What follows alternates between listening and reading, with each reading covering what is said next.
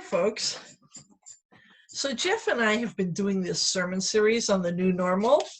Is anyone tired of the new normal yet? Yeah, I don't mean the sermon series. I mean the way things are. Because if there's one thing I know about the new normal, it isn't very normal, which is okay.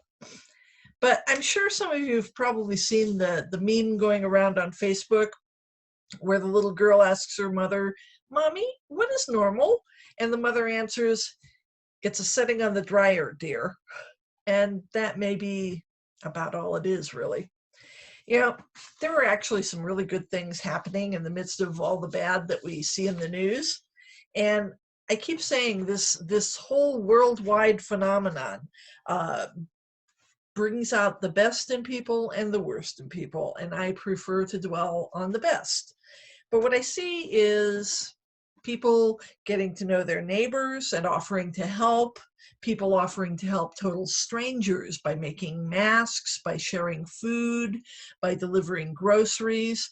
I know of people who are out of work and who are vastly overqualified taking jobs cleaning long-term care homes, not because they need the money, because they just want to help.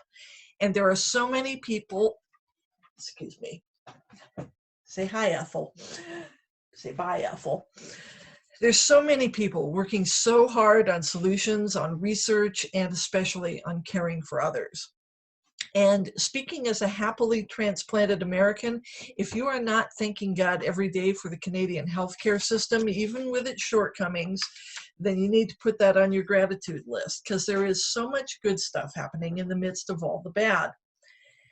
And many folks, a lot of people, have noted that in some ways, this feels a little bit like the early days of the AIDS pandemic, which, by the way, is not over around the world, but 40 plus years later, it still goes on. But the similarities in the situations are kind of hard to miss. There was, and now is again, a lot of confusion and fear and stigma and anger and grief and social isolation. Does that sound familiar?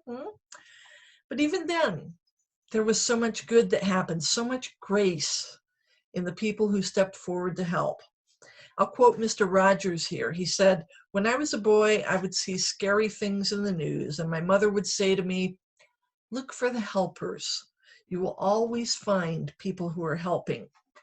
And even now, as we face this new pandemic, I find it a wee bit ironic that one of the medical helpers of that time decades ago, Dr. Anthony Fauci, is front and center once again in the fight against this new disease, because that's what he does.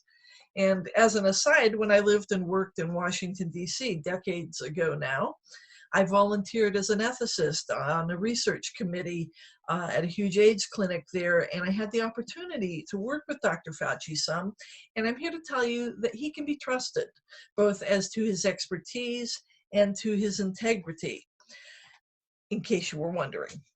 And it's funny, I hadn't thought about him in years, maybe decades, and here he is again, in the middle of the new normal. So just to recap, in the unlikely event that you hadn't noticed, the COVID-19 pandemic has created, say hi, Fred, say bye, Fred.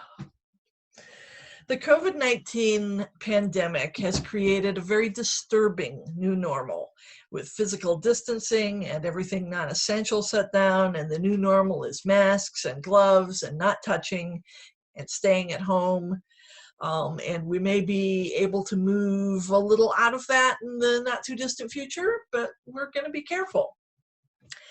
The new normal involves a lot of uneasiness, a bit of discomfort, even a bit of fear. And as I said before, I'm not sure the new normal is any kind of improvement on the old normal. So for the past few weeks, Jeff and I have talked about the new normal in our Lessons for Life. And to do that, we've been looking at some of the traditional scriptures for this season of Easter that revolve around the post-resurrection stories of Jesus to his friends and disciples. And today, I'm going to talk about doubting Thomas. Now, the phrase doubting Thomas has become a kind of a catchphrase in English to describe a person who's a bit of a skeptic, a cynic, someone who wants proof before they believe anything. And it's because of the passage from the book of John that Eileen read, where the disciple Thomas refused to believe that Jesus was raised from the dead and had appeared to the other disciples until he could actually see and touch and feel the wounds received by Jesus on the cross. He wanted something tangible, something he could actually see and touch. Thomas is the kind of guy who wants answers. He is not comfortable with uncertainty and risk, and I so get that, can't you? Most of us don't do well with uncertainty and risk and unanswered questions. Now, because of this episode, Thomas has, I think, gotten a bit of a bad rap.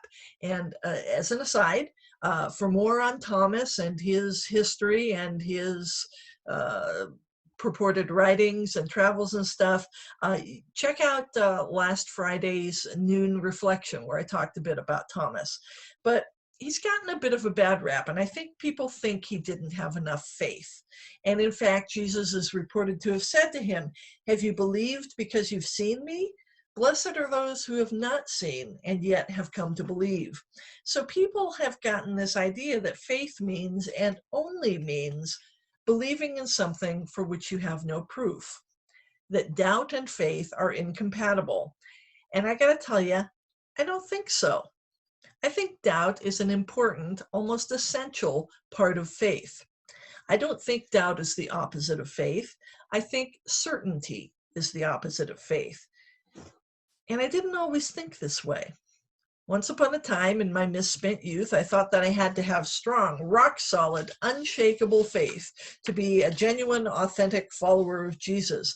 And I thought that when I prayed, I had to have certainty that my prayers would be answered, and if they weren't answered the way I thought they ought to be, well then, that was just a failure on my part. I just didn't have strong enough faith. I'm older now, and I've come to the conclusion that what I believed before was BS. I think as a younger person, I frankly didn't have enough life experience to have any real understanding of faith at all. And in my view, my doubts, my questions, my anxieties, my wrestling with God were enemies of my faith. That because I struggled with questions and doubts, I was somehow preventing God from answering my prayers. That wasn't faith. Frankly, that was mostly superstition and magical thinking, and God calls us to faith, not superstition. It's okay to doubt. It's okay to question. In one real sense, our doubt is an essential part of what it means for us to be human, but certainty is just an idol. Certainty tries to make the questions go away, usually by shouting them down. Do you ever notice how people who are most certain seem to talk the loudest? Not mentioning anybody. To me, doubt is healthy, and questions are important ways of learning and maturing. Let me repeat that.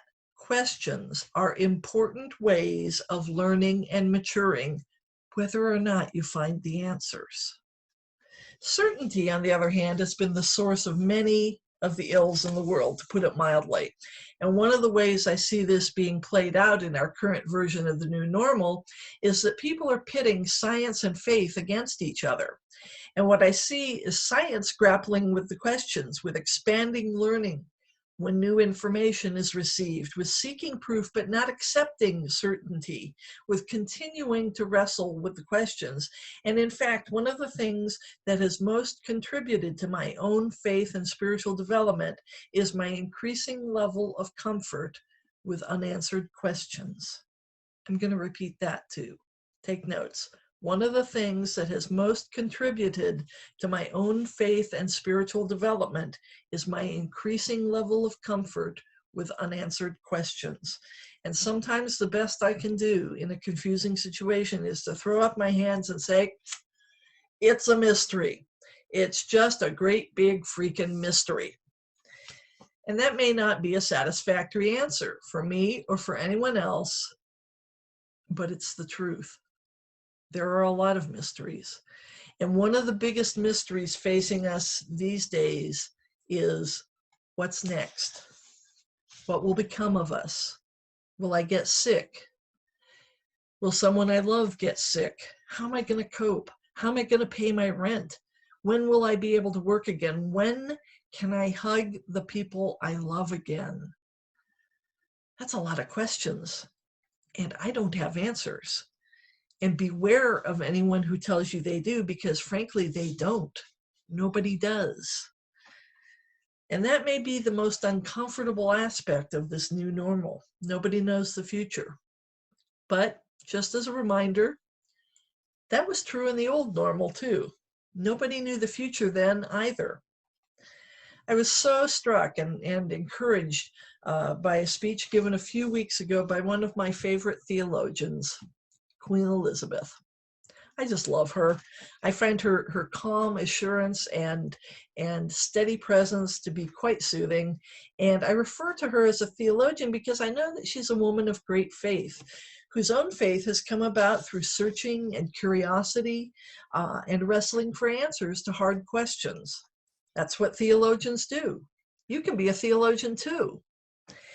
Anyhow, in her speech, she acknowledged that we are going through hard times, and she looked back to another really hard time in her own past, World War II. The very first radio speech she ever gave was as a child in 1940 during the war. Now, in 1940, no one knew how the war would end. No one knew when it would end or if it would end. In 1940, England was in the midst of the Blitz, the horrific, almost daily bombing of their cities, and the constant threat of invasion by the Nazis. Well, the Blitz ended in 1941, but in 1940, no one knew that that would be the outcome. The war ended in 1945, but in 1940, no one knew when it would end or who would prevail. It was very much an open question at that time. And yet, Queen Elizabeth reminded us that it did end, and Britain survived, and the world survived, albeit changed. Here's what she said. This time reminds me of the very first broadcast I made in 1940, helped by my sister. We as children spoke from here at Windsor to children who'd been evacuated from their homes and sent away for their own safety. And today, once again, many will feel a painful sense of separation from their loved ones. But now, as then, we know deep down that it's the right thing to do. While we have faced challenges before, this one is different. This time, we join with all nations across the globe in a common endeavor, using the great advances of science and our instinctive compassion to heal. We will succeed. And that success will belong to every one of us. We should take comfort that while we may have more still to endure, better days will return. We will be with our friends again. We will be with our families again. We will meet again. But for now, I send my thanks and warmest good wishes to you all. Isn't she lovely? I don't know how this is all going to turn out, but I'm reminded by Her Majesty that we have come through tough times before. In fact, as a whole, the human race has survived every disaster it's faced so far. There's a meme going around on Facebook that says, on particularly rough days, I like to remind myself that my track record for getting through bad days so far is 100%, and that's actually quite good. Like Thomas, I have a lot of questions. I have some fears, some anxieties, and for the most part, no answers. And you know what? That's okay. Amen.